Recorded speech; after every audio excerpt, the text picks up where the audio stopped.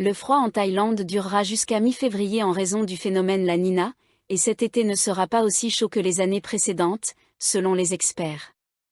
La Thaïlande est entrée dans la phase de La Nina le mois dernier, comme l'a confirmé la NOAA, National Oceanic and Atmospheric Administration, des États-Unis pour les zones de l'océan Pacifique équatorial central et central, a déclaré Jesada Danduangboripan, expert en environnement à l'université Chulalongkorn. Dans une publication sur Facebook, il a également cité une déclaration récente du département météorologique thaïlandais selon laquelle des températures fraîches devraient se poursuivre jusqu'à mi-février avant l'arrivée progressive de l'été. En raison du phénomène La Nina, des vents du sud et du sud-est devraient couvrir le pays, augmentant l'humidité et les risques d'orage entre février et mai. Les températures maximales en mars et avril ne seront pas aussi élevées que les années précédentes, grâce à l'humidité et aux précipitations. Monsieur Jesada a ajouté que le volume de pluie en avril et mai sera plus important que les années passées. Des pluies intermittentes sont prévues en juin, a-t-il ajouté. Sonti Kotchawa, expert en santé et environnement au Club des chercheurs environnementaux thaïlandais, a expliqué que les températures actuellement basses, atteignant des chiffres uniques dans certaines provinces, étaient attribuées au phénomène de vortex polaire en Chine. Un vortex polaire est une vaste région d'air froid en rotation entourant les régions polaires de la Terre, provoquant un courant jet polaire d'ouest en est. La Chine a connu ses températures les plus basses en 30 ans depuis le mois dernier, avec des températures à Mo City, dans la préfecture de Daxi-Manling, atteignant -53 degrés Celsius. La masse d'air froid en provenance de Chine a également contribué à l'augmentation de la pollution atmosphérique en Thaïlande, a déclaré M. Sonti. Naratiwa, un policier primé, directeur d'une école éloignée pour enfants, a été tué avec son fils policier lorsque leur pick-up a été pris en embuscade mardi matin. Le lieutenant-colonel de police Suwit Chuetwari, 56 ans, et son fils, le sergent-major Dom Chuetwari, 35 ans, ont été attaqués sur la route Sri Sakonchane, dans le Tambon Sri Banpho du district de Sri Sakon, vers 9h50, selon la police. Leur véhicule a été renversé par l'explosion d'une bombe enterrée sur la route. Le lieutenant-colonel Suwit était le directeur de l'école de la police des frontières de Tua Ngo, située dans le Tambon Sri Banpho. Cette école primaire accueille environ 120 élèves musulmans, aucun d'entre eux n'étant locuteur natif de la langue thaï. Le lieutenant-colonel Suwit était musulman et originaire de la province méridionale de Phatthalung. Lui et son fils travaillaient avec 11 autres enseignants à l'école de la police des frontières. Les autorités ont indiqué que les deux hommes se rendaient acheter des fournitures scolaires lorsqu'ils ont été tués. Le lieutenant-colonel Suwit avait reçu le prix de la princesse Maha Chakri il y a 10 ans pour sa contribution remarquable à l'éducation et au développement de la vie des élèves. Pendant son enfance, il avait lui-même étudié dans une école de la police des frontières dans sa province natale de Phatthalung, ce qui l'avait inspiré à devenir enseignant au sein de cette institution. Il avait déclaré, il y a des décennies, avoir décidé d'enseigner à l'école reculée de la police des frontières de Tua Ngo, à Naratiwa, afin de donner aux enfants non thaïophones un accès à l'éducation. Son objectif était de leur apprendre le thaï pour qu'ils puissent élargir leurs connaissances à d'autres matières essentielles à leur développement.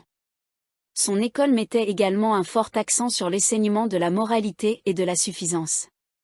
Oppo et Realme arrêtent les applications de prêt préinstallées en Thaïlande après une polémique. Oppo et Realme ont annoncé mardi qu'ils avaient cessé de vendre des smartphones équipés de l'application de prêt Finisi préinstallée en Thaïlande, à la suite d'une levée de bouclier sur la confidentialité des données. Les marques chinoises de téléphones ont également indiqué qu'elles mettraient fin à l'installation préalable de toutes les applications de prêt sur leurs nouveaux modèles. Les entreprises se sont excusées pour les désagréments causés aux utilisateurs et ont affirmé collaborer avec la Commission nationale de la radiodiffusion et des télécommunications, NBTC, ainsi qu'avec d'autres agences pour prendre des mesures urgentes contre les applications de prêt tierces. Lundi, la NBTC a ordonné aux importateurs et distributeurs des deux marques de cesser de vendre les modèles équipés de l'application Finisi. Oppo et Realme ont déclaré que, dès lundi soir, l'installation préalable de l'application Finisi avait été arrêtée. Tout modèle sur lequel il était impossible de désinstaller l'application serait retiré de la vente. Depuis mardi, l'installation préalable de tous les autres programmes tiers de prêt a également pris fin. À partir de jeudi, Une mise à jour en direct sera déployée sur les nouveaux modèles, garantissant que l'application Fineezy ne sera pas préinstallée. Réaction des consommateurs.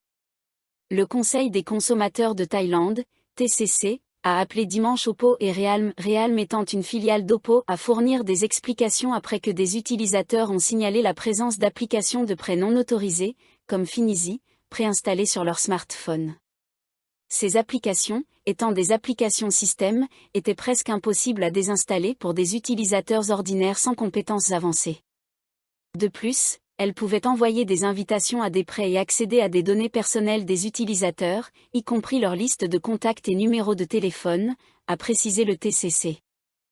L'installation de logiciels sans consentement constitue une violation des droits des utilisateurs et soulève des préoccupations quant à un éventuel usage abusif des informations personnelles, comme l'exploitation financière ou la fraude par des escroqueries téléphoniques, a ajouté le TCC. Sanctions et enquêtes. La police contre la cybercriminalité a annoncé qu'elle prendrait des mesures contre Oppo et Realme conformément à la loi sur les crimes informatiques. Le lieutenant-général Tréron Fiaufan, chef du bureau d'enquête sur les crimes informatiques, CCIB, a déclaré que l'application Fineezy était intégrée à ColorOS, le système d'exploitation basé sur Android développé par Oppo et Realme. La version actuelle, ColorOS 15, contenait les applications Fineezy et Apilo One, a-t-il ajouté. Cette pratique viole l'article 13 de la loi sur les crimes informatiques, passible d'une amende pouvant atteindre 20 000 bahts ou d'une peine de prison d'1 an maximum. Le CCIB n'a pas encore reçu de plainte de victimes, a précisé le responsable. Fineezy, une portée mondiale. Fineezy aurait conclu des accords avec Oppo dans de nombreux pays, enregistrant plus de 100 millions de téléchargements sur le Google Play Store. Le site web de l'entreprise se résume à une seule page, avec une adresse enregistrée à Singapour et une adresse email de support sur Gmail, sans nom de domaine d'entreprise. Oppo en tête du marché. Oppo a dominé le marché des smartphones en Asie du Sud-Est avec une part de marché de 21% au troisième trimestre 2024, selon les données de Canali. En Thaïlande, Oppo a obtenu une part de 24%, devançant largement Samsung, 17%, et Apple, 14%.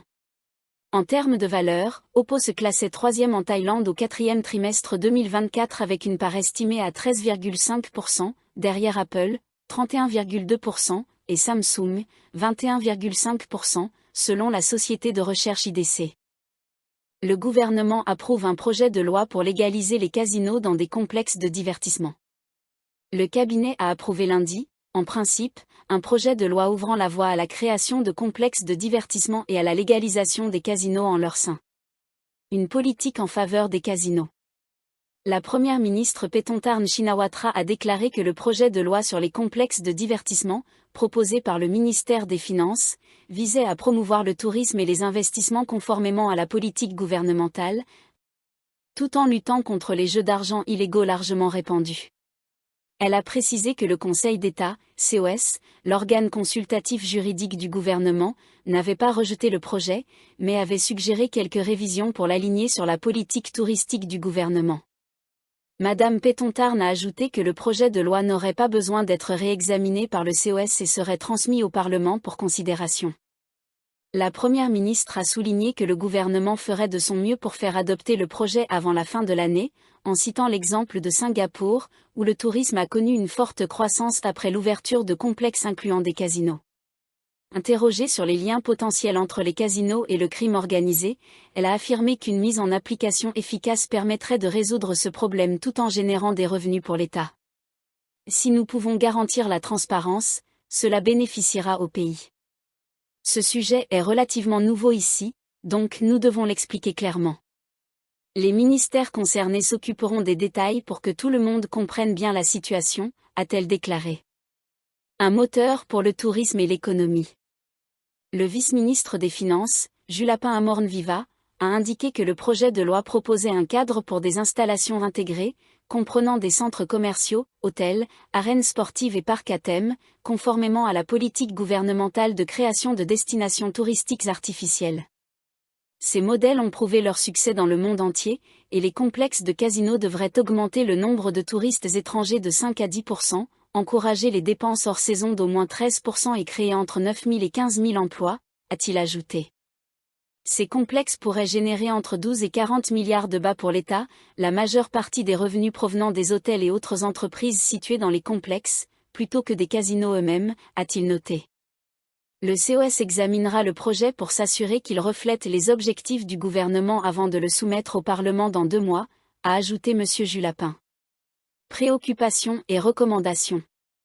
Pacor Neil Prapin, secrétaire général du COS, a confirmé que l'agence ne s'opposait pas au projet, mais a souligné que le contenu du texte était basé sur les conclusions d'un comité de la Chambre, potentiellement trop limité pour les objectifs du gouvernement.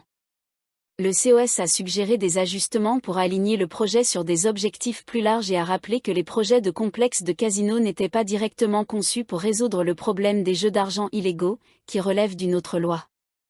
Une source proche du gouvernement a révélé que le Conseil national pour le développement économique et social, NESDC, avait également formulé des observations.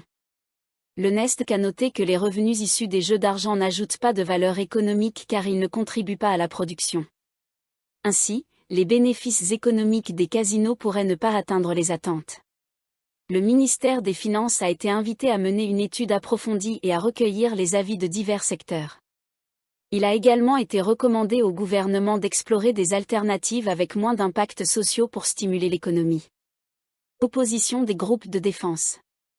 Un réseau de groupes de défense anti-jeux d'argent a publié lundi une déclaration demandant au gouvernement de prendre en compte les impacts sur les enfants et les familles avant de faire avancer ce projet. Le mois dernier, la fondation Stop Gambling a critiqué les détails du projet, affirmant qu'il s'écartait considérablement du modèle initial de Singapour. Selon la fondation, le projet actuel prévoit une diminution significative des infrastructures promises, comme les hôtels de luxe et centres commerciaux, au profit d'un accent presque exclusif sur les casinos.